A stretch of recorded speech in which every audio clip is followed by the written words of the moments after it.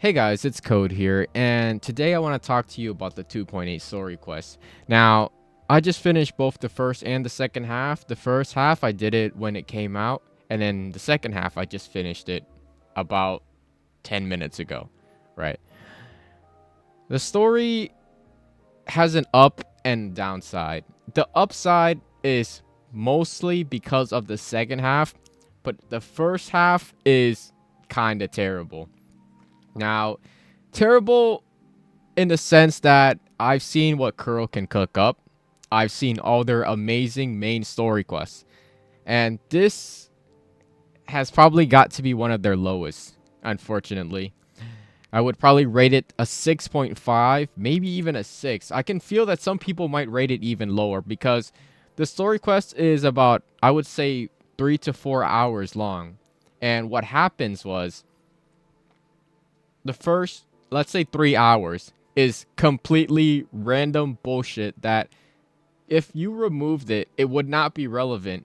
And only the last hour is where all the pieces are putting together.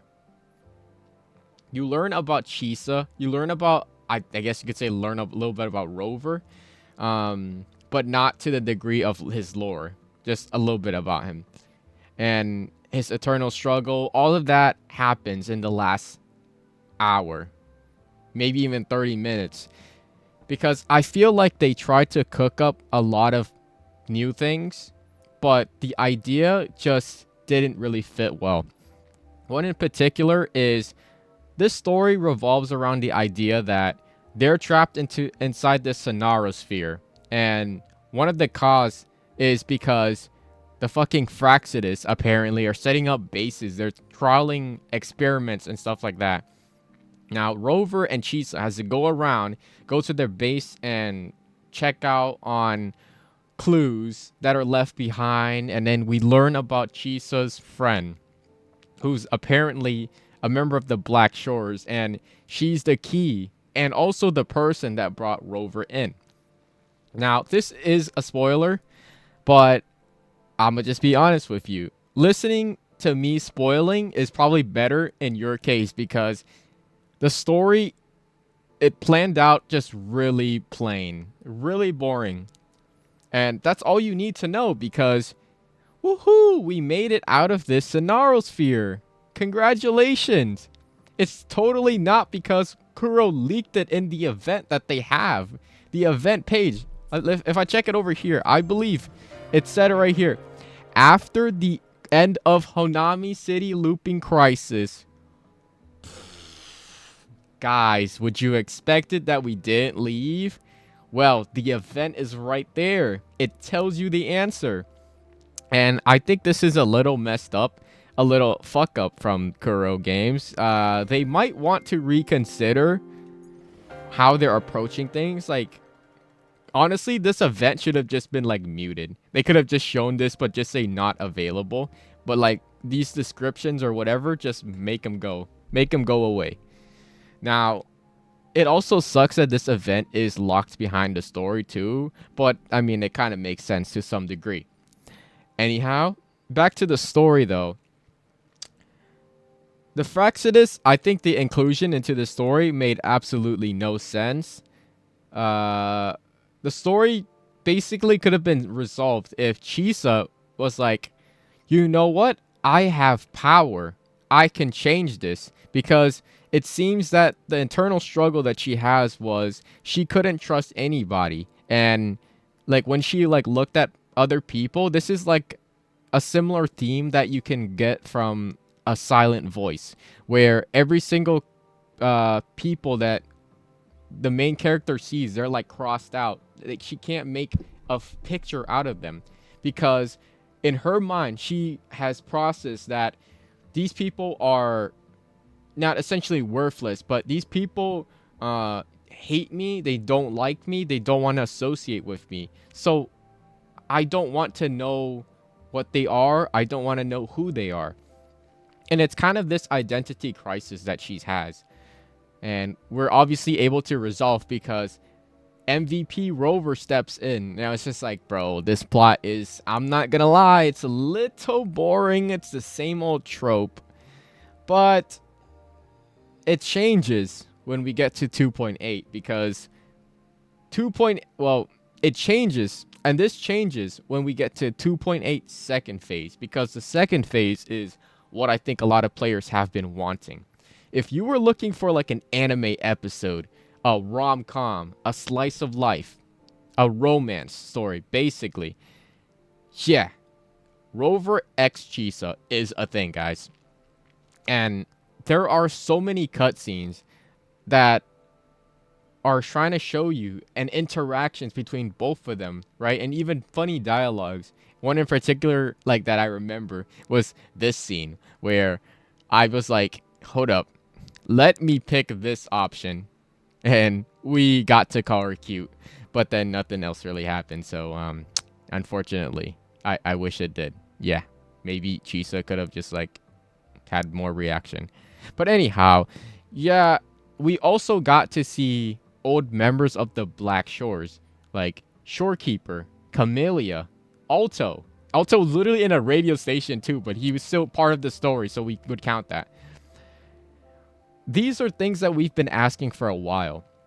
These are things that we wanted to bring back from 1.0, because the truth is there has been a lot of characters from the past that have just not been brought up, have not been talked about, and they're essentially forgotten. So what Kurogames have done is, let's go bring out these old ones and let's make sure we can tie them back into this place. One of the biggest complaints I had for 2.8 first half was that Shorekeeper is like a big associate, and when it comes to her and Rover, she has so much feelings for him, and a lot of people would pronounce her as literally wife to him, right?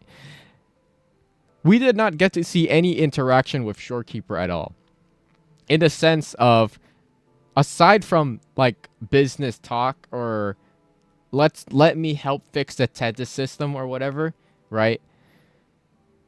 Shorekeeper doesn't go on any personal level to talk with Rover. And it kind of sucks, because the last time we've seen that is obviously going to be in her story main quest, which is in 1.3.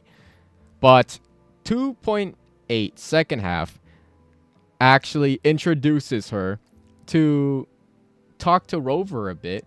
Now, it doesn't go in depth as the way they did it with Chisa, but I'm kind of glad they got to see that interaction. Now, when it comes to Camellia, she goes above and beyond, because she literally crushes it. And it's so nice to see how there are interactions between Chisa and Shorekeeper, how they're kind of like jealous when Camellia appears. And these are obviously going to be extra spoilers too, but I'm just really happy that this was a component that was added. That means Kuro has actually been listening, and they're trying their best to implement ideas, implement fundamentals that a lot of people believe needed to be there. And I'm hoping that 3.0 is going to bring in a lot of more older characters. Unfortunately, I haven't seen Chang Li since 1.2? 1.1? Yeah, I think I said 1.2 because the festival. But yeah, I mean, I really love her. Maybe we get to see Jinxie soon. I mean, she's like a sentinel, right? It's kind of crazy that we don't get to see her. But 2.8 second half, I would rate it like a 9.10. It's a beautiful story. Unfortunately, it isn't long, so there is concerns to that.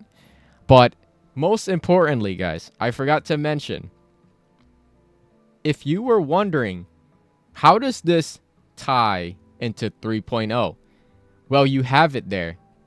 2.8 second half has the clues. It has the teaser for going to 3.0. And the teaser is because Chisa, her mother, is still alive. And spoiler alert, Chisa has been in this world for 2 months, but in real time it's about 20 years. Now, obviously her mother aged. She's probably not dead yet, right?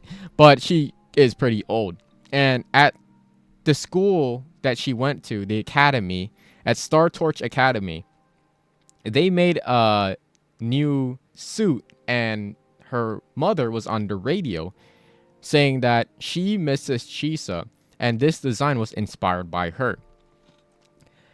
Now, what does this mean? This means that in 3.0, Chisa and Rover are going to Star Torch Academy. We're going to go to Laharoy. We're going to learn about the phenomenon that's happening, the worm phenomenon or something, whatever they called it. And we're going to take care of it. They also mentioned that this place has no sentinel too. And then there's like a little quick tease at the end where Rover hears like this voice saying, thank you, that he should be, well, not he should be thanking them, but it felt like they made a promise, and I'm probably just gonna have to bring it up while I'm talking here, but you guys can read it. Something like, yeah, pretty much, thank you, I tried to help you out, and etc, etc. And Rover like doesn't know, he thought he was hearing things, but we know that this is real. So there's gonna be a pre-tease of who this could be, which is really nice. I have an idea that it could be the Sentinel, because one of the things that was mentioned is Laharoy doesn't have a Sentinel, and this is literally Septimon on repeat. So why doesn't this place have a Sentinel? Well, we don't know, but there's a high chance that I think the Sentinel may have like gotten in trouble. There might have been some faction or whatever that just took them out. Not in the sense that they're dead, but they might have been transported or in another place at the time being. So this place doesn't have a sentinel yet. However, maybe the trouble that arrives there, we're going to be able to bring the sentinel back. And that's what I'm going to be looking forward to. And when it comes to 3.0, I have high expectation for Academy arc. I've been saying this. I've seen comments. I've seen people saying, "Oh, it's not gonna happen." Blah blah blah. Yeah, it would be a miss if it doesn't happen, if we don't get an Academy arc. Because when I think of this, I'm thinking of all of the manhwas that I've read. I'm thinking of My Hero, I think second season or third season, where we get to see like Deku versus Bakugo. We get to see Deku versus who's the ice and fire guy? Holy crap, I forgot his name. But yeah, the three friend trio, and we get to see people with resonators, because this is an academy. This is an academy called Starforge. I keep saying Starforge. Star Torch Academy, also known as Resonator Academy, because in this place everyone has powers. And apparently, guys, Rover is a student from Star Torch Academy. So now both of them want to know what their origin was. We're going to get to see more about Rover. And we're also going to have Chisa included. And obviously there's going to be more students there. We're also going to have to see Chisa's parents, which is really great. And yeah, there's just so many things that are starting to lead up to Laharoy. And it's a missed opportunity that all of these information were left into the second half, which, if you're doing the story and then for the first 4, you're like, oh, this is really boring, right? This is just nothing burger. Would you expect that the banger is actually in the second half, which is like an hour and a half long, or even an hour? Yeah, it's kind of crazy that they done that. And I think this is like a hard miss. So yeah, first half of the story, I would say 6.5, maybe even a 6. I'm excited to look at all the upcoming content creators posting their thoughts on this. And when it comes to the second half, it's a solid 9 right there. There's some minor issues, like story could have been longer. And yeah, that's about it. Thank you guys for watching, and I'll see you on the next one. Peace out.